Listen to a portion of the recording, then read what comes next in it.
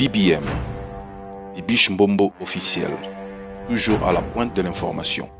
Abonnez-vous, likez et partagez. Bibiche Mbombo officiel, votre chaîne de référence. Hello mes amours, les abonnés de Bibiche Mbombo officiel. Est-ce que ça va chez vous? Si ça ne va pas, par la grâce de Dieu, ça ira. Vous informer, c'est notre souci majeur.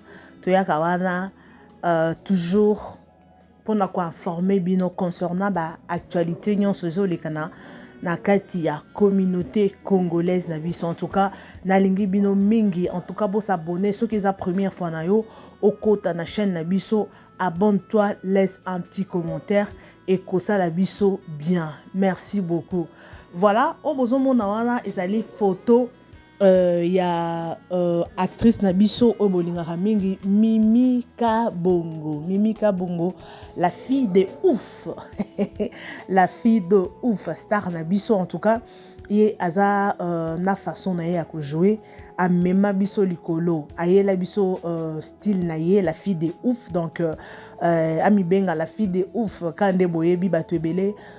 C'est vraiment na sa façon de jouer à incarner baron na bien après ça que biso vraiment le meilleur d'elle-même. En tout cas yango aza vraiment sollicité partout dans ba film et soko kei au na Mimi Kabongo. Alors Mimi Kabongo abali bomoni photo wana abali to abalite parce que la fois passée to mona ki ba photo ya Mimi Kabongo et Alibala à la team mariage en tout cas eningisaki mokili eningisaki YouTube, voilà.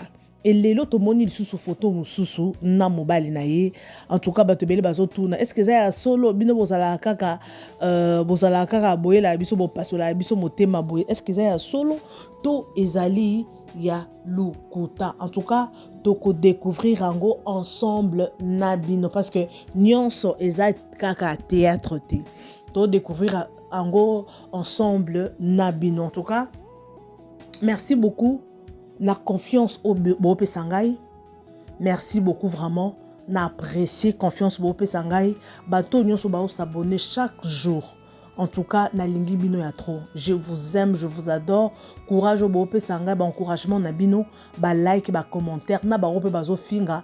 En tout cas, bozo finga na bino.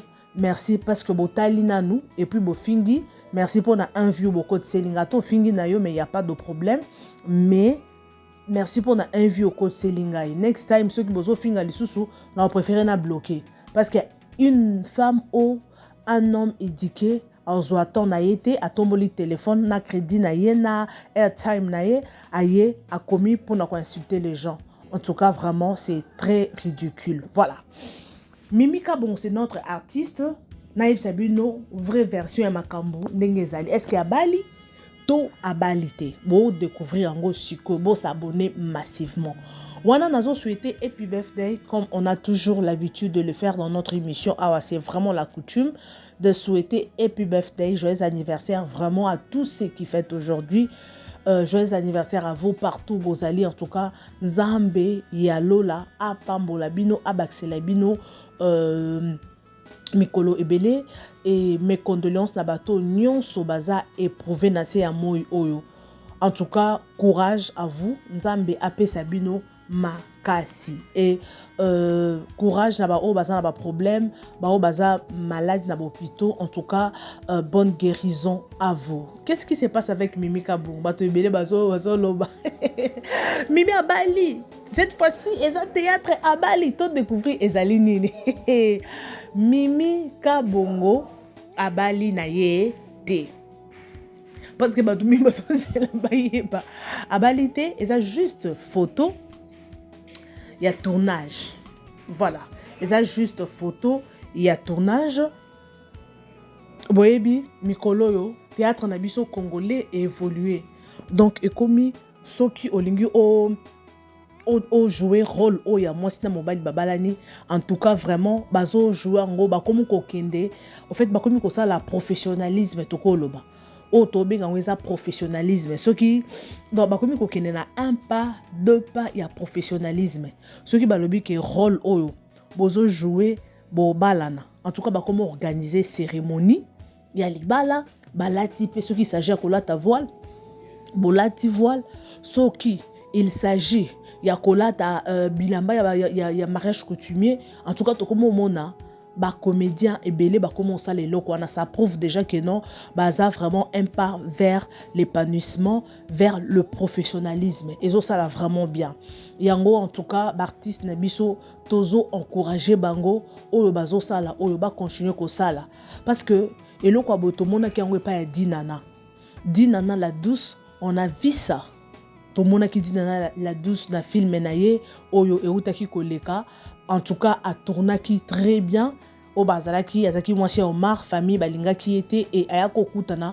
na Bobo Manoka et Bobo Manoka abalaki a honoraki et puis tout monde qui mariage ndenge salamaki donc mariage moko ya kitoko vraiment et puis ba utiliser ki ba caméra kitoko en tout cas décoration na parc wana et ça là qui vraiment very nice en tout cas na sepela ki nango nga personnellement na sala qui fait une émission sur ça na encourager qui vraiment ba artiste na biso en tout cas bazo kende vraiment tous na pour ça ba artiste ba tournage na bango ba sala kana banda quoi bien et ça la ka ba banda quoi salité au moins ba Nigeria ba comme lève la likolo ba film na bango mingi ba comment tourner et ça kaka ba tourner banda quoi bien bazo louer ba appartement kitoko ba flat ya kitoko donc ba louer ka biloko ya bien pour ba sala nini pour film ezala pe clair ba film mususu ekoza les idées bien et dépend pe na idée mais bon tourner na banda ko moko et concordé té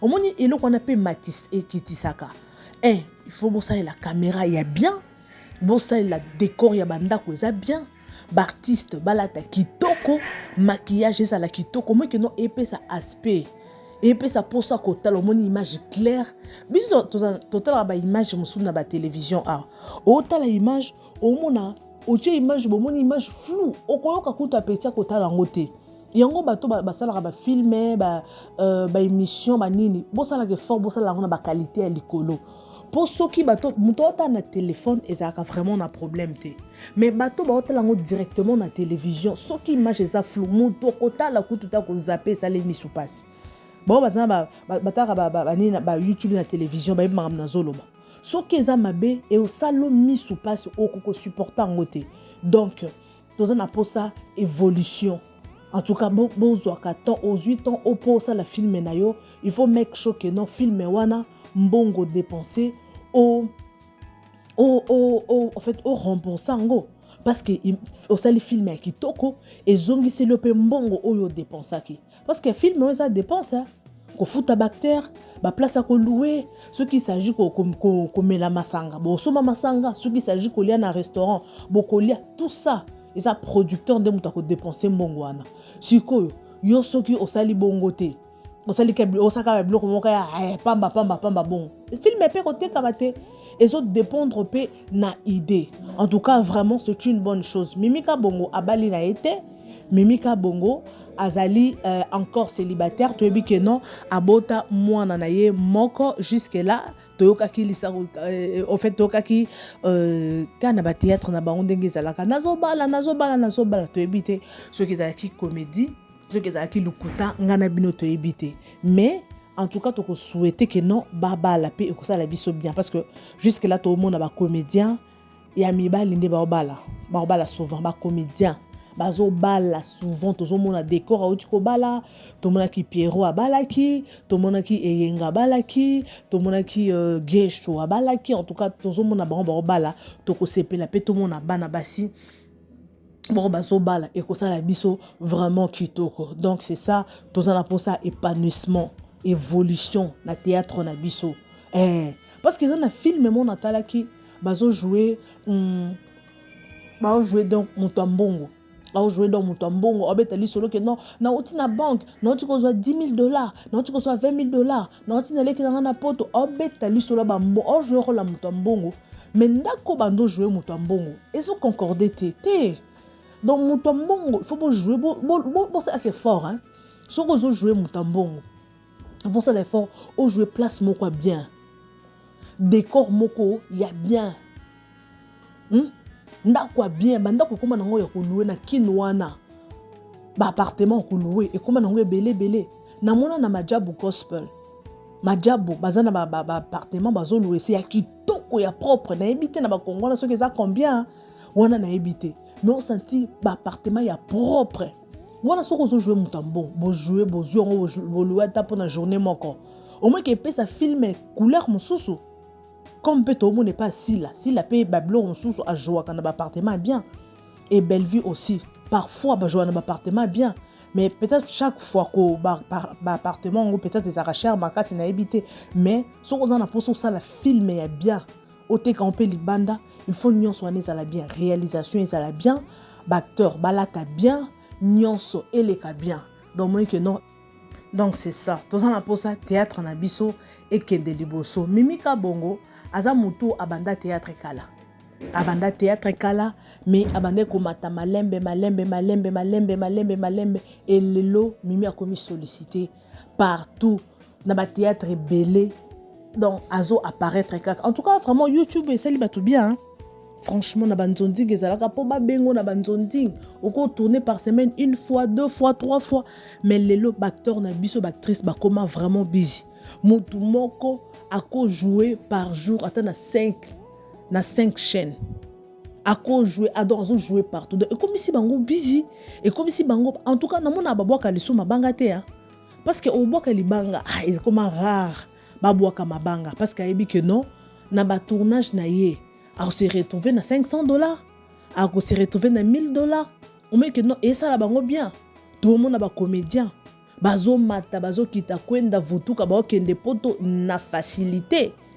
En tout cas, épanouissement wana esali biso kitoko makasi. Esali pe ba comédien na biso que bazanga lipate tomoni mingi basombi mituka mingi bazana ba position en tout cas bazozanga te po koto ba bengi gag koto ya tourner. Est-ce que comédien ozanga $100 ozanga ngote parce que anytime azana mouvement. Donc c'est ça. En tout cas, je vous aime bien, je vous adore. C'était là votre humble servante Bibi Chimbomba. Bibi Chimbombo officiel. En tout cas, tolobeli artiste nabino Mimika Bongo. Donc abali na été ça ba tournage quand il y a ba film. Donc c'est ça. Pour ba obali les sous tout on est qui ba 20 tours tout le monde le roi libala on simple. Donc ce n'est même pas ça. Donc voilà. Merci beaucoup en tout cas. Nalengi bino ya trop beau s'abonner massivement au s'abonner au tiki commentaire na yo parce que ba commentaire na bino et ça la biso bien et puis ba like na bino et puis ça biso le sous courage ya ko sala sous musala kitoko le sous makasi. Merci beaucoup. Quant à moi, je vous retrouve next time avec un nouveau numéro. Bisous et bye.